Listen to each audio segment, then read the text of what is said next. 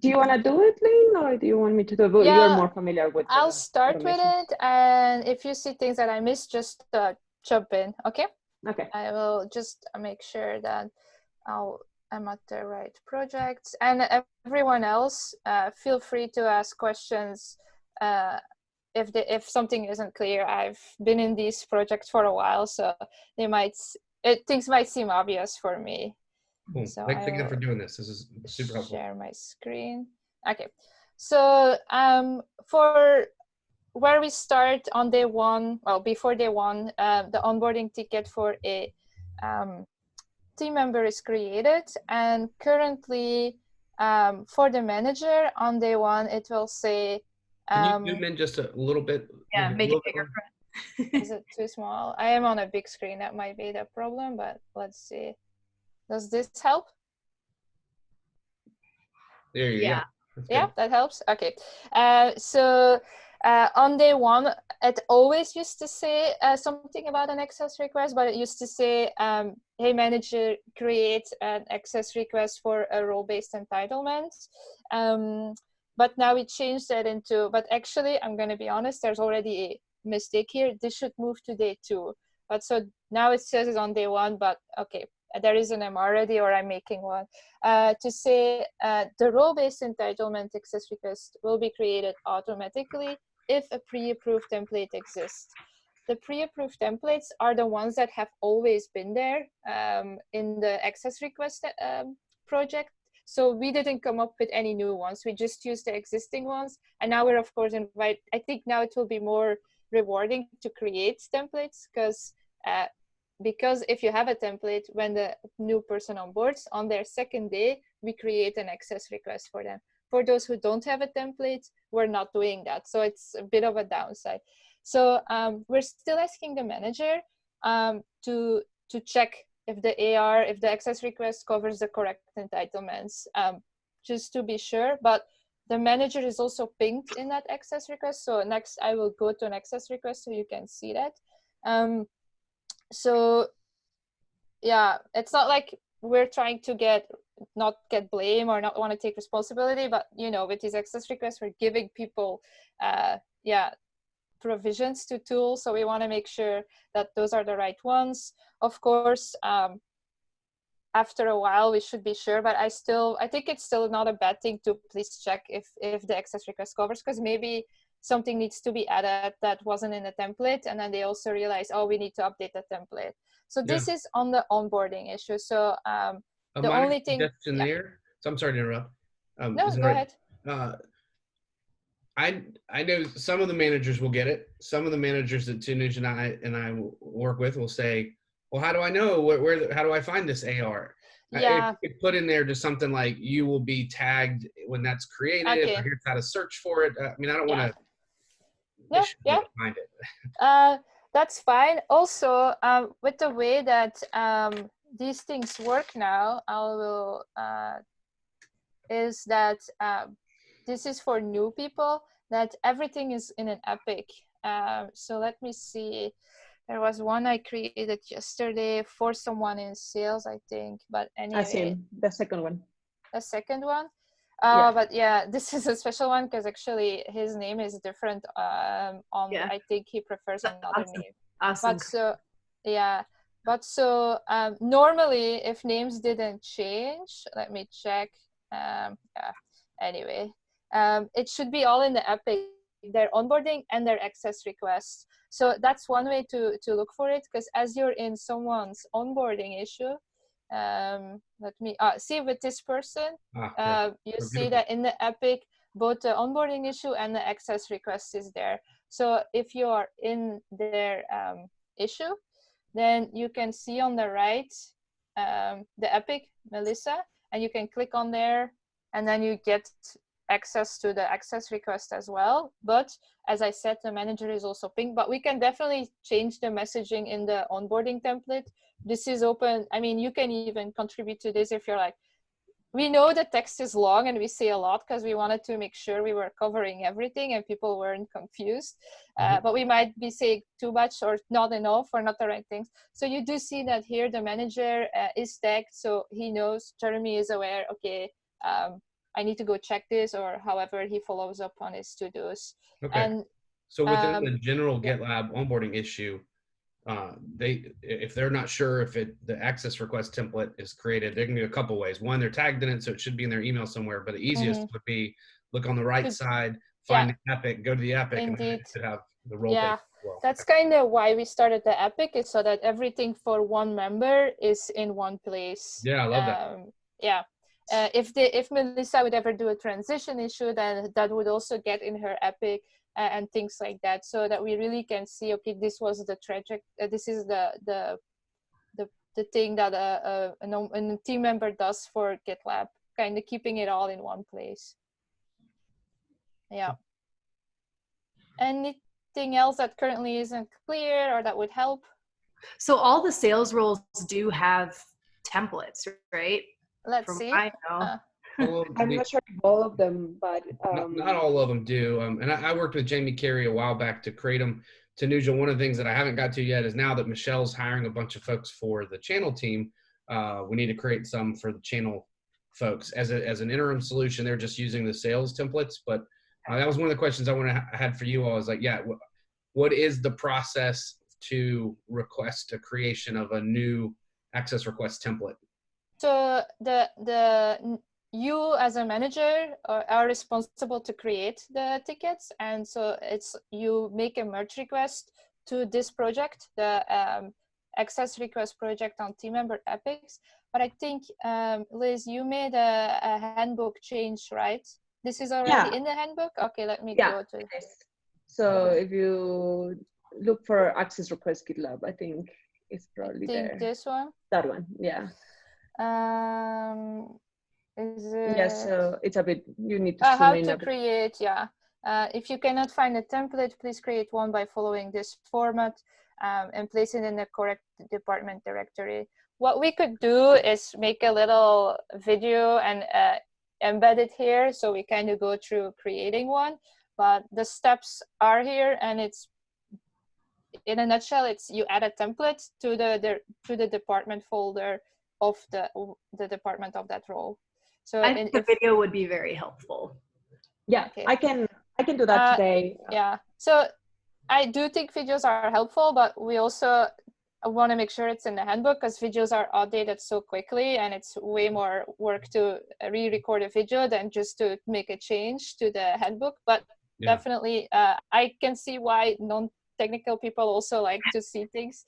But so if now we're in the not engineering folks. Oh, sorry. Yeah. Thank you for that. If you're in the department commercial sales and you're like, oh, we're adding a role, or there's a role who isn't here, what we would do is you would add a file to this folder. But and we have a template for adding new ones. I don't know if you want me to walk through that, Lynn, like the template and how to use it. A template to get you started. Yeah, you found here. That one. Yeah. Yeah. So nice. Yeah, that one is kind of what it looks like, and there's instructions. So if you follow the instructions on the page, like this is the template. For sales, we do have region, but we don't need public SSH key. I think in most cases so we you don't. would So remove that this. You'll remove that. So if you go and edit the file and you copy that and you paste it in an and then you go and create the file in the right directory, then you just paste this and then start filling out the information. So there's stuff for IT to do, there's stuff for data to do, or people ops, or sales operations, or legal. I can see where this is super helpful for if you're starting from scratch. I think what we would do is copy one of the existing templates. One of the existing ones. Yeah. One of those here. Yeah, of course, you would probably have to fill in less. So definitely go ahead in the way that if you're like, oh yeah, if I can take this and I just add some things, then do that. If you're like, oh, this is completely new department with new roles, then you would start from the base one. But indeed, you would kind of have to decide that on your own, which one to start from. But I think that's for to like, then you know kind of what the basic is for us. Yeah. The last question on this one, I don't want to get way too off on a tangent, but does that automatically assign it to the right people when we submit a new template request, or is there a certain person or persons we need to assign it to? That depends on the tech stack, and it's also instructions here. So, so in the provisioners, I mean, not in terms of the template. I get on the bottom, you have to figure out who the provisioners are. But the step before that of, I guess, is there any maybe a different question. Is there any involvement in people ops to create the template? Or I imagine at some point you need to activate a bot to automate it, right? The template is something you create. The issues, that is indeed the bot, but the template, that's the bot has nothing to do with that. So anyone in a GitLab company can create templates. They do have to go through a merge request, and I think people need to approve, so that I cannot go and say, okay, from now on the people ops full stack engineer gets full access to, you know, all the tools. That needs to be approved probably by IT security. But so you just make a merge request, it gets merged in if people agree, and then the template is there, and the bot can then use it to make the issues for that role. Got it. Thank you. So yeah, besides the creating the template, there's nothing different on like how, the bot just uses the template, but we don't have to activate or do anything besides creating the template. And I was gonna mention something else. Let me see if it comes back to me, and I'll let you know. And Tanuja, any questions about this? So far I'm okay. I think I kind of mostly feel free to, if I need to repeat things, I don't mind at all. Feel free to double check. And you know what, I rudely interrupted earlier when you were explaining of saying, all right, but for Tanuja and everybody else's benefit, and then correct me if I'm wrong here, but you were saying that depending on like the tags, who you tag is going to depend on what part of the tech stack you're asking to provision. You want to say a little bit more about that? Yeah, so if you go to the bottom of this, you can see that we have, just as an example, that we have Amber, Stan, and we have Jameson, Burton, and Amber. So depending on the team they are in, like for example, we have IT to do, so we'll need to add the label IT to do. Then field ops, that's actually just sales ops. And marketing to do, then there's also marketing to do. Then there's also some basic ones that we have, like new access requests ready for provisioning. Those should be copied over. I think I did mention that in the handbook page as well, that the ones that I have there shouldn't be removed. You see all the labels. And all the, under the confidential quick action, all those ones are the basic ones that you should always add. So new access requests ready for provisioning, access request backlog, manager approved, and baseline entitlement. That's kind of the basic ones, and then you can add the other ones. There's some things who do depend on this to get their stuff done because they have boards, so they have created boards and they look at the labels. Other teams just do based on, like if they're assigned, they'll just get it done. So we just add both things, like we assign and we add the labels just to cover all grounds. Yeah, this part should be the same as it's always been, that the labels were added and then people knew, okay, I have to act upon this. And note that, yes, the template has this, but even if you forget it, the bot will only create confidential issues, just to be sure. And the project is also private, so everything is extra. There's extra steps, but it will always be a confidential issue that non-GitLabbers can see. Something that I was gonna mention, like all this stuff with like the labels and everything, it's a bit hard for some people, and like the IT team and the business operations team, we usually check the templates before they get merged. So as long as the permissions, like what each team has to do, like IT has to give us these permissions and sales has to give us these permissions.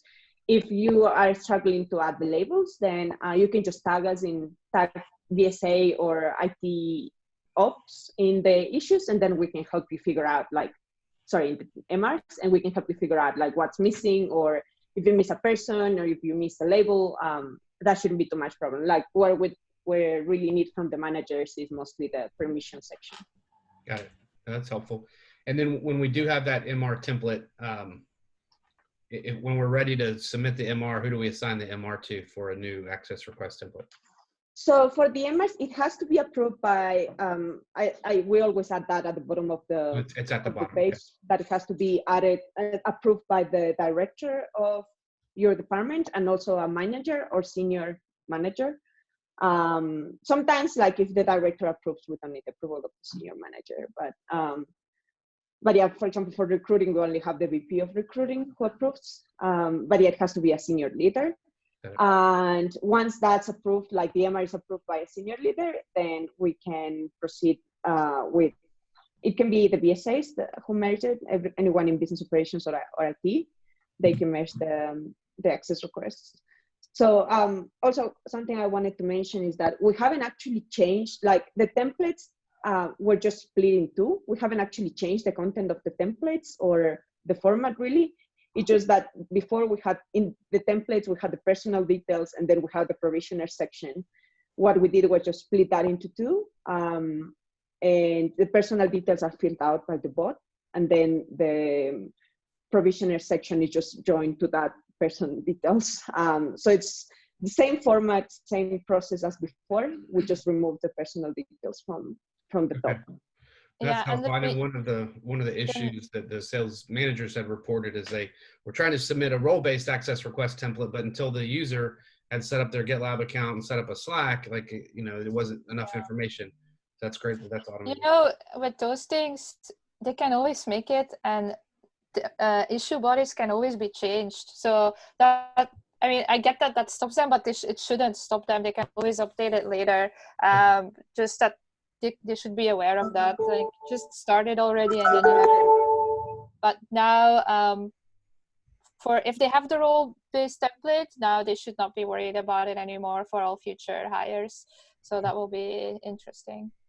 Awesome. Yeah, and also something, I already sent that reminder in what's happening at GitLab, but if you have new hires or new roles starting next week, it's better if you create the role-based entitlement like a week before, at least a week before the new role person starts, just so that it can get merged in time, it can get approved in time, and then yeah, you don't have to worry for like about future hires with that role. It's just like one time thing. I have created issues so that I'm gonna tag every department leader and tell them, oh, these are the templates that we already have, and these are the roles that you have that don't have templates, so that they are aware of that. And also something to keep in mind is that we do need official Bamboo HR names for the roles. So I noticed that we have an alliance partner manager, I think, role in the organizational chart. But then if you go to Bamboo HR, that role doesn't exist. So that will not create an AR. Bamboo titles are the source of truth. So if a title needs to be changed, that needs to be discussed with, I think Brittany is the DRI on job titles. We just need to make sure, but actually that's another topic that we should not go too deep in here, but we should make sure that job titles on Bamboo are the same as job titles on the team page and the organizational chart. But yeah, that's another thing. But if it's specific for your team, definitely make sure that you figure it out so it's correct. So I have a question of clarification here. So anytime I am creating a new template. Yeah, anytime I'm creating a new template for the access request, do I need to submit it to Jack Brennan, or do I need to submit it to someone on, like, a director on the people ops team or something? You mean for approval? Yeah, for the merge. So it will be both, because Jack is a senior manager, and then we also need the director. So at the end of, we usually say in the template that I created to create templates, it says a senior manager and a director should be approved. And also if it's like something, you know, like admin permissions or a permission that's kind of controversial, we'll also need security approval. Yeah. But yeah, we probably before merging it, if we notice that security hasn't approved or something like that, we'll also involve them if needed. It depends on the entitlements you give the template. If you say admin access to Bamboo HR, then that template needs to be approved by the DRI of Bamboo HR. If you say admin access on Salesforce, then it's the director of sales that needs to decide this role can get that type of access. That's kind of how it has to go and how it's always been, just to make sure that you can't just create a template that would give too much access to someone, and there is a sort of control. Yeah. But also you can always ping people, like you can always ping someone from business or, you know, or people ops even, like, hey, who should check, you know, it's not like you're on your own. You can always ask who can approve this. Mm-hmm. And generally the sales role entitlements to Nuja have been, there's an IT section, a sales ops, I think it says field ops, but sales ops, and then marketing ops. So I think what I would recommend for sales ops, not Jack, but we should get it approved by James Harrison. Okay. And then probably Dara from a marketing ops perspective, and then maybe work with Amber or this team to get the IT stuff approved. Currently, for example, for the role account executive mid-market, it says that changes to the template have to be approved by the director of sales operations and the sales operation manager. So that could be something that you can use for, you know, you can look at other templates to see who should it be. Cool. In the interest of time, I just want to check the last couple things. I know we're about out of time. Tanuja and I will talk about communicating the new process to field managers. In terms of number 3, thank you for identifying those folks that started this week. We would love your help, if you don't mind, of going back even a week or 2. I know the process is asking managers to do it. The reality is we often see that they don't. So if you can help us even look back, you know, 1 week, 2 weeks, I don't know, there hasn't been a proliferation of hiring of late. So hopefully it's not a big ordeal, but is there any chance you could take a look at the last hires for the last couple of weeks? I can do it for sales, check back. And no rush on it, but thank you. Okay, I will do that. I think that's also something that we wanted to avoid, because we noticed a lot of managers forget to create access requests, and then the new team members are just completely lost, and they're like, how do I get access? How do I do this? So automating it's going to make everyone lives. Oh yes, and we love you for that, because what happens, the manager won't do it, and they're busy, right? So nobody has nefarious intent, but ends up they don't get access to the right system. They get frustrated, they don't know why, and then they point at us and say, "You're responsible for onboarding. Like, it's wrong. The system's broken." And you can't really say, "Well, this is because you didn't do it." But that's not going to win you any friends. No. It's not going to make anyone feel good.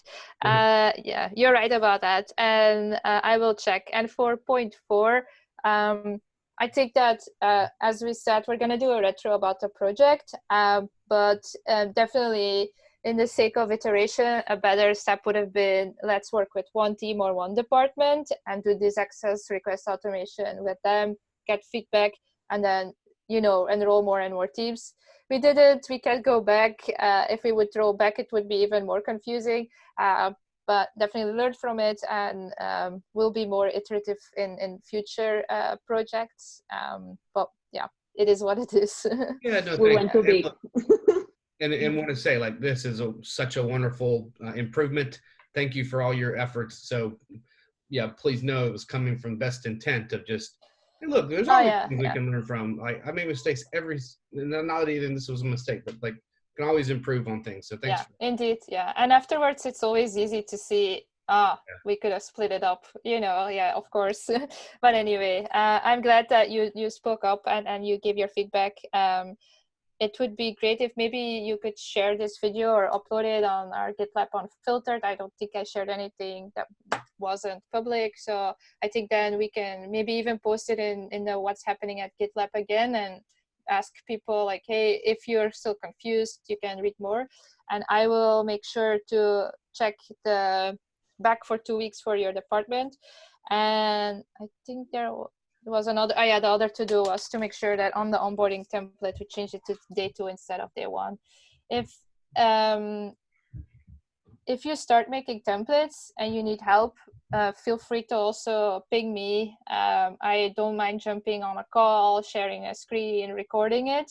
I think that makes even more sense than us making a video faking we make a template and actually really going through making a template, because then we have to figure it all out, you know, from start to having it assigned to the right people.